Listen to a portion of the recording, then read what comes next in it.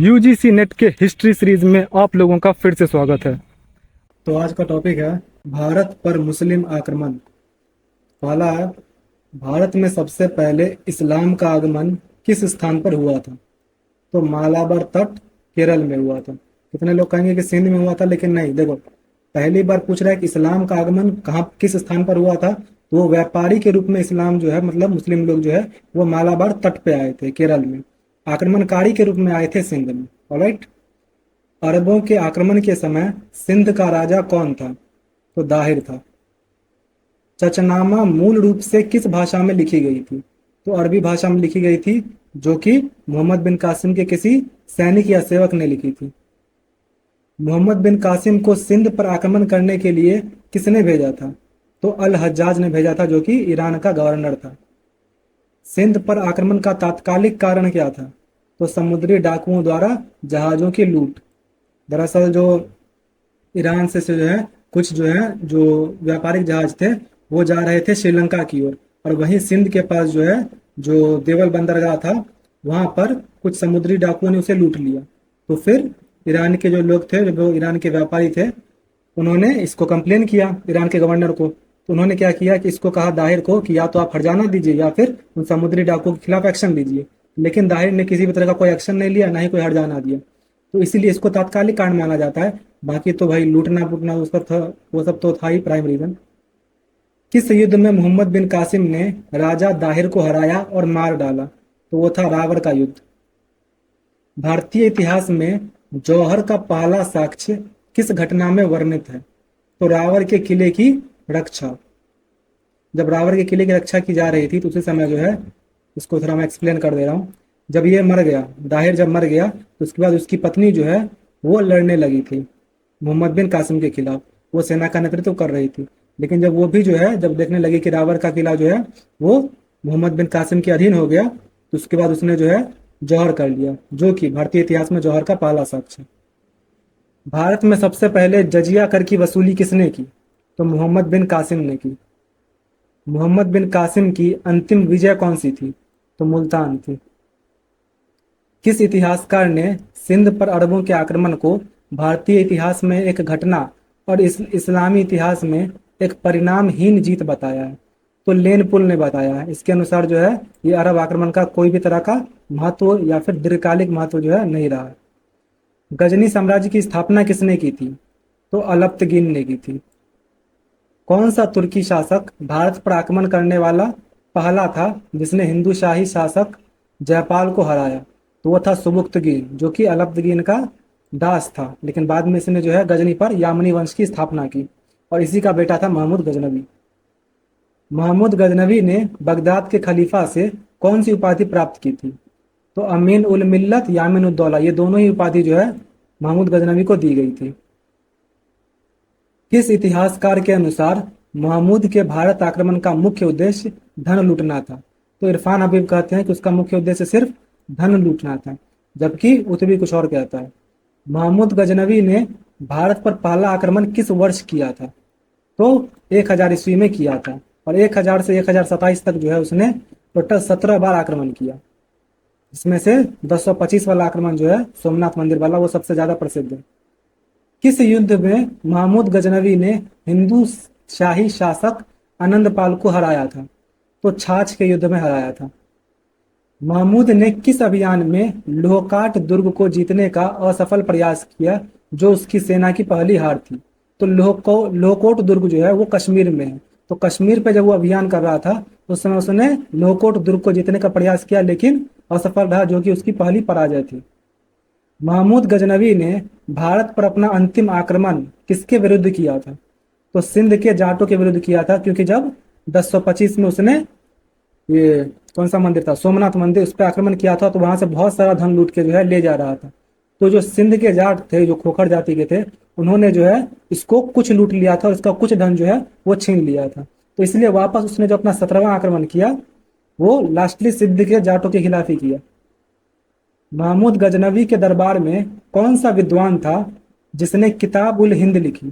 वो था अल बिरूनी, मतलब अल बिरूनी। फिरदौसी को किस उपाधि से जाना जाता है? तो पूर्व का होमर या फिर फारस का होमर कहा जाता है। तारीख सुबुक्तगीन की रचना किसने की थी? तो बैहाकी ने की थी।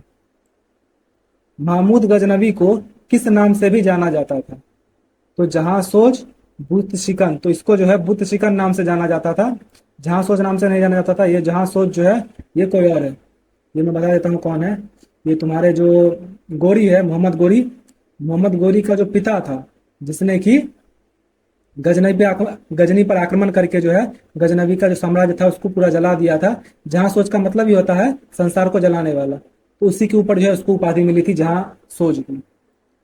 किस शासक को जहां सोच यानी विश्व को जलाने वाला कहा जाता था? तो अलाउद्दीन हुसैन। ये जो है मोहम्मद गोरी का पिता या दादा था। मोहम्मद गोरी किस वंश का था? तो ये शंस बनी वंश का था। यामनी वंश मत मार देना। यामनी वंश जो है उसका है महमूद गजनवी, और गोरी जो है शंस बनी वंश का है। गोरी ने भारत पर अपना पहला आक्रमण किस वर्ष किया था? तो 1175 ईस्वी में किया था। तराइन का पहला युद्ध किस किस के बीच हुआ था? तो मोहम्मद गोरी और पृथ्वीराज चौहान तृतीय। किस युद्ध को भारतीय इतिहास का निर्णायक युद्ध माना जाता है? तो तराइन के दूसरे युद्ध को माना जाता है, क्योंकि इसी से जो है तुर्क सत्ता भारत में स्थापित हुई थी। मोहम्मद गोरी ने चंदावर के युद्ध में किसे हराया था? तो गढ़वाल शासक जयचंद को। मोहम्मद गोरी की हत्या किस वर्ष हुई थी? तो 1206 में हो गई थी। इसका कुछ लोग श्रेय जो है वो खोखरों को देते हैं, तो कुछ लोग जो है इसको देते हैं, जो एक कादमंथी नाम का कोई संप्रदाय था मुस्लिम में ही, उसको देते हैं। दिल्ली सल्तनत की शुरुआत किस वर्ष हुई थी? तो 1206 ईस्वी में। वेट, सॉरी, मोहम्मद गोरी की नहीं, महमूद गजनवी की मैं बात कर रहा हूँ। उसकी हत्या की गई थी। तो उसको जो है मतलब उसमें दो इतिहासकार के अलग अलग मत है। कुछ लोग बोलते हैं कि कुछ ने खोखरों ने मार दिया था, तो कुछ लोग बोलते हैं कि उसे जो है एक कादम्बनी या कादम्मथी करके कोई संप्रदाय है मुस्लिम में, उसने मारा था। दिल्ली सल्तनत की शुरुआत किस वर्ष हुई थी? तो 1206 में हुई थी, कुतुबुद्दीन ऐबक द्वारा। भारत में एकता प्रथा सबसे पहले किसने चलाई थी? तो देखो यहाँ पर जो है, चूंकि बुक में दिया गया है इस तरह का कि भारत में एकता प्रथा की शुरुआत जो है वो मोहम्मद गोरी ने ही की थी। बाद में इल्तुतमिश ने इसे संस्था का रूप दिया, तो इसलिए इसका आंसर मोहम्मद गोरी ही होगा। ऐतिहासिक दृष्टि से दिल्ली का संस्थापक किसे माना जाता है? तो तोमर वंश के अनंगपाल तोमर को। मोहम्मद बिन कासिम के किस सैनिक या सेवक ने चचनामा को मूल रूप से अरबी में लिखा था? तो देखो ये बात पता नहीं चली है कि किस सैनिक ने लिखा है, क्योंकि उसका जो है कोई नाम नहीं दिया गया उसमें, तो इसलिए एक अज्ञात सैनिक या सेवक ने लिखा है। चचनामा का फारसी में अनुवाद किसके शासनकाल में हुआ था? तो नासिरुद्दीन कुबाचा के काल में हुआ। किताब फुतूह अल बलदान नामक रचना से किस आक्रमण की जानकारी मिलती है? तो अरब आक्रमण की जानकारी मिलती है। किस खलीफा के समय ब्रह्मगुप्त की पुस्तकों का अरबी में अनुवाद किया गया था? तो खलीफा मंसूर के समय। सिंध पर अरब आक्रमण के समय खलीफा कौन था? तो उस समय खलीफा वालिद था। अल हज्जाज मर्द मार देना, अल हज्जाज जो है वो ईरान का गवर्नर था। चचनामा के अनुसार दाहिर की पुत्रियों की शिकायत पर खलीफा वालिद ने किसे मृत्युदंड दिया? तो मोहम्मद बिन कासिम का। इसका स्टोरी जो है वो चचनामा में ये ऐसा बताया हुआ है कि जब दाहिर ने, इसकी जो दूसरी बीवी थी दाहिर की, उससे दो पुत्रियां थी उसको, सूर्य देवी और परमाल देवी, तो उन दोनों को कैद करके जो है इसने भिजवा दिया इसके पास, चचना ये क्या बोलते हैं, खलीफा वालिद के पास पहुंचा दिया। तो खलीफा वालिद के पास जो है सूर्य देवी और परमाल देवी जो थी दाहिर की बेटियां, उन्होंने कहा कि मोहम्मद बिन कासिम ने पहले ही उन दोनों की पवित्रता को खंड कर रखा है, जिससे मतलब खंडित कर रखा है, जिस वजह से जो है खलीफा वालिद बहुत गुस्सा हुआ। उसने मोहम्मद बिन कासिम को, जो एक होता है भैंसे का जो खाल होता है ना, उसमें सीकर लाने की, यानी उसमें जो है मतलब उस पर पहले भैंसे की खाल को काट कर उसके बाद उसको अंदर डाल के उसमें सी दिया, उसके बाद उसको भेजा, यानी कि मौत के घाट उतार दिया उसको एक तरह समझो। दिरहम नामक सिक्के किसने चलाए थे? तो अरबों ने चलाए थे। मुल्तान का नाम सोने का नगर किसने रखा था? तो अरबों ने रखा था। अमीर खुसरो के अनुसार किस अरब खगोल शास्त्री ने 10 साल तक बनारस में खगोल शास्त्र का अध्ययन किया था? तो अबू मासर, जो कि मोहम्मद बिन कासिम के साथ आया था। हिंदू शब्द का सबसे पहले प्रयोग किसने किया था? तो अरबों ने किया था। वुलजले हेग ने अरबों द्वारा सिंध विजय को क्या बताया है? तो एक आकस्मिक कथा मात्र, यानी जिसका कोई दीर्घकालिक प्रभाव नहीं रहा। 871 ईस्वी तक सिंध में खलीफाओं की सत्ता समाप्त होने के बाद सिंध कितने अरब राज्यों में विभाजित हो गया? तो दो भागों में विभाजित हो गया, एक मंसूर और एक मुल्तान। यामनी वंश की स्थापना किसने की थी? तो सुबुक्तगीन ने की थी। हिंदू शाही वंश के शासकों की राजधानी क्या थी? तो उद्भांडपुर वैहंद थी। महमूद गजनवी किस वर्ष गद्दी पर बैठा था? तो 998 ईस्वी में। महमूद गजनवी ने सुल्तान की उपाधि कब धारण की थी? तो सिस्तान के राजा खलफ बिन अहमद को हराने के बाद। महमूद गजनवी के दरबार में कौन सा इतिहासकार था जो भारत नहीं आया था? तो उतबी था, जो कि भारत उसके साथ नहीं आया था, लेकिन इसने जो है महमूद गजनवी के आक्रमण का वर्णन किया है। महमूद गजनवी के आक्रमण के समय कश्मीर की शासिका कौन थी?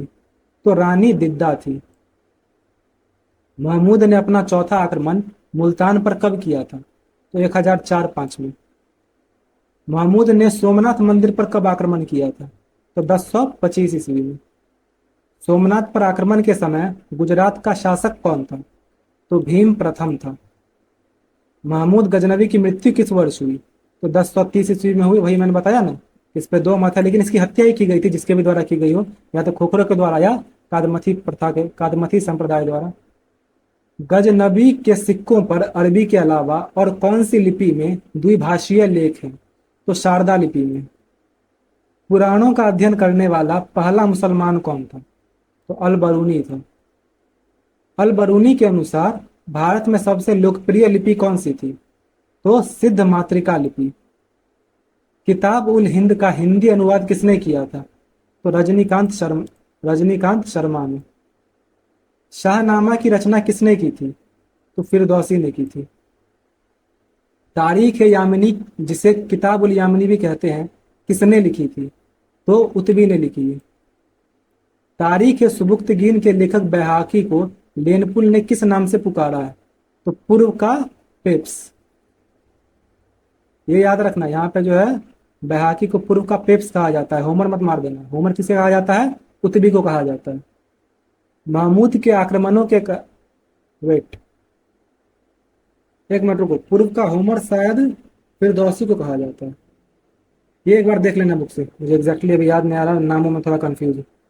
महमूद के आक्रमणों के कारण कौन सा शहर फारसी संस्कृति का केंद्र बन गया? तो लाहौर। महमूद द्वारा तोड़े गए सोमनाथ मंदिर का पुनर्निर्माण 1026 ईस्वी में किसने करवाया? तो भीम प्रथम ने करवाया। नगरीय क्रांति शब्द का प्रयोग उत्तर भारत में तुर्कों की विजय के लिए किसने किया है? तो मोहम्मद हबीब ने। गजनी वंश का अंतिम शासक कौन था? तो खुसरो मलिक था। इस पे आक्रमण करके जो है मोहम्मद गोरी ने इसे मार दिया था। मोहम्मद गोरी ने कब गजनी जीता था? तो 1173 ईस्वी में। मोहम्मद गोरी का दूसरा नाम क्या था? तो शिहाबुद्दीन था। मुअज्जिनुद्दीन जो है, इसने उपाधि बाद में धारण की थी, लेकिन इसका दूसरा नाम शिहाबुद्दीन था। और बुत शिकन तो भाई इसको कहा जाता है, महमूद गजनवी को। बुत शिकन का मतलब होता है मूर्ति भंजक। मोहम्मद गोरी के भारत पर आक्रमण का एक कारण बड़े भाई गियासुद्दीन के साथ हुआ कौन सा समझौता था? तो उसने बड़े भाई जो था उसका, गयासुद्दीन, उसके साथ समझौता किया था कि वो पूर्व की ओर विस्तार करेगा। 1178 ईस्वी में मोहम्मद गोरी की भारत में पहली हार किसके हाथों हुई थी? तो मूलराज द्वितीय के हाथों हुई थी, जिसमें जो है नायिका देवी उसके युद्ध का नेतृत्व कर रही थी। तराइन के पहले युद्ध के समय पृथ्वीराज चौहान तृतीय का सेनापति कौन था? तो खांडे राव था। किस इतिहासकार के अनुसार पृथ्वीराज को कैद कर अजमेर ले जाया गया, जहां उसने गौरी के अधीन कुछ वर्षों तक शासन किया? तो ये हसन निजामी कहता है। तराइन का दूसरा युद्ध कब हुआ था?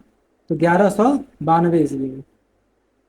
पृथ्वीराज रासो के अनुसार पृथ्वीराज को कैद करके कहाँ ले जाया गया था? तो गजनी ले जाया गया था। चंदावर का युद्ध कब हुआ था? तो 1194 ईस्वी में। मोहम्मद गोरी ने अपनी जीत के बाद गढ़वाल सिक्कों पर किस भारतीय चिन्ह और लिपि को अपनाया? तो एक तो जो उसका पृथ्वीराज जो तृतीय थे, उसका जो पहले से ही सिक्का था जिसपे लक्ष्मी की आकृति अंकित थी, वो रहने दिया और नागरी लिपि को ही उसने भी अपनाया। बस फ्रंट में जो है उसने अपना नाम मोहम्मद बिन साम लिख दिया, और कुछ में जो है अपना कलमा लिखवाया। मतलब कलमा ज्यादातर में लिखवाया ही, साथ ही जो है कुछ में मोहम्मद बिन साम भी लिखवाया। मोहम्मद गोरी का अंतिम अभियान किसके विरुद्ध था? तो खोखरों के विरुद्ध था। मोहम्मद गोरी की हत्या किस स्थान पर हुई थी? तो दमियक नामक स्थान पर हुई थी।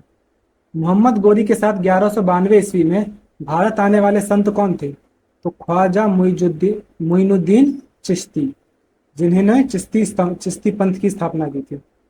देहली वाल सिक्के किस काल में प्रचलित थे? तो तुर्क विजय के समय। ये देहली वाल सिक्के वही सिक्के हैं जिसमें मैंने बताया ना कि एक तरफ जो है वो कलमा लिखा रहता था और दूसरी तरफ जो है लक्ष्मी जी की आकृति रहती थी। तबकात ए नासरी में किसकी भारत विजय का विवरण है? तो मोहम्मद गोरी की।